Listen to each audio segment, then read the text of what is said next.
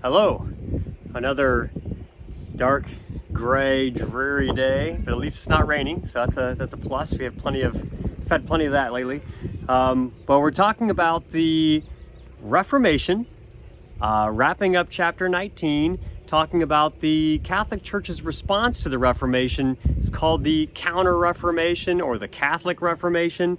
And we talked about the Reformation before, about Henry VIII and his dealing with the Catholic Church, splitting away from the Catholic Church, Martin Luther writing his 95 Theses, William Tyndale copying the Bible into English, all these things going on that the Catholic Church couldn't stop. And Henry VIII is a prime example of that. I mean, this guy, he's married to Catherine of Aragon, the daughter of Ferdinand and Isabella. He wants to get a divorce, goes to the Pope. The Pope says, no, I can't grant you that divorce, and ends up deciding to divorce her, sends her packing back to Spain, and marries another girl named Anne. And then Anne had, there's a few other girls and women that he was married to in the meantime there, but Anne had a couple daughters. One of them was named Elizabeth, and Elizabeth ended up being Queen Elizabeth the First, a very important, powerful queen who she was a Protestant, protesting the Catholic Church. She stayed a Protestant just like her old man, where her older sister, Mary, wanted to take England and make it Catholic again. So we have this back and forth where some countries were Catholic, some countries were Protestant. In Germany, it was decided that each king, in the little kingdoms that broke up Germany, kind of like counties or states in the United States, they had different little kingdoms in throughout Germany, that the emperor of the Holy Roman Empire said that whoever, we'll leave it up to the king of that area. And so some little pockets of Germany were Protestant, some were Catholic, and that was just the way it was. It was kind of a mess. And so what we have, and it wasn't like today where you could just choose to go to a Catholic church, or you could choose to go to a Protestant church, like, Methodist or Baptist or Presbyterian or whatever. It wasn't like that then. If your state of Ohio, let's say the king of Ohio was Catholic, the entire state would be Catholic. That's it. You have no choice. If the state of Indiana was Protestant, the entire state of Indiana would be Protestant.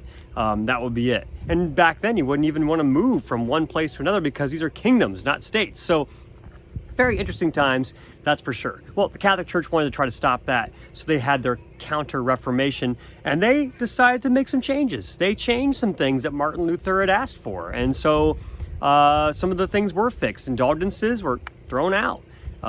Bishops had to be a bishop of the area where they lived. So Albrecht's ideas of being a bishop of more than one place, that wasn't allowed anymore. The Catholic Church made its changes, but also wanted to go a little further than that. The Catholic Church wanted to make sure people were educated on what the Bible said. So they sent missionaries out to spread Christianity and get rid of heresy. They sent the Jesuits as a prime example of a religious order of people, of priests that would go out and try to educate the people. I went to Xavier University down for a couple of years down in Cincinnati. It's a Jesuit school.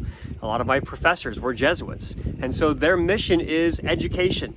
There are lots of Jesuit schools throughout the United States, universities, and throughout the world. The idea of educating people to read right, to be able to read the Bible and think, and be able to read it for themselves. And that was important. So the church made some important decisions. Now, the Council of Trent was a council that was met together, Catholic leaders, and these are the things that they decided to do, is make these changes to try to help the situation. Well, meanwhile, you also have other treaties, like the Treaty of Westphalia, is the one I was talking about in Germany, where it allowed different kings of the different pockets of Germany to be able to determine on their own whether they're going to be Catholic or Protestant, and they could have that choice. So this is all the backdrop of being able to choose for yourself and to make the decision for yourself.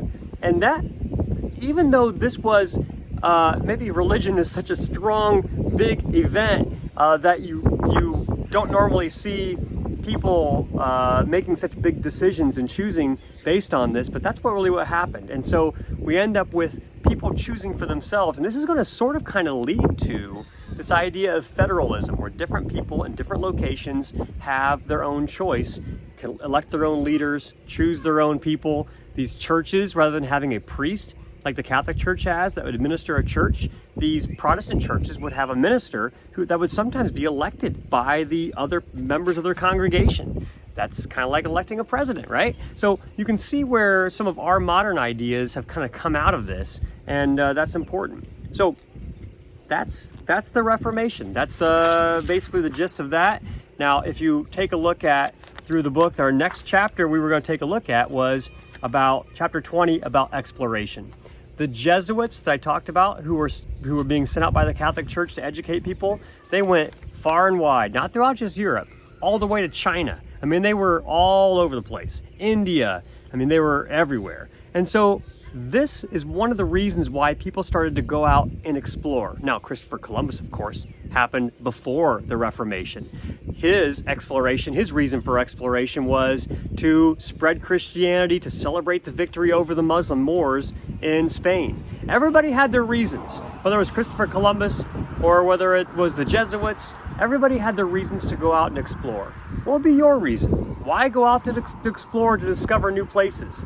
Maybe you're curious.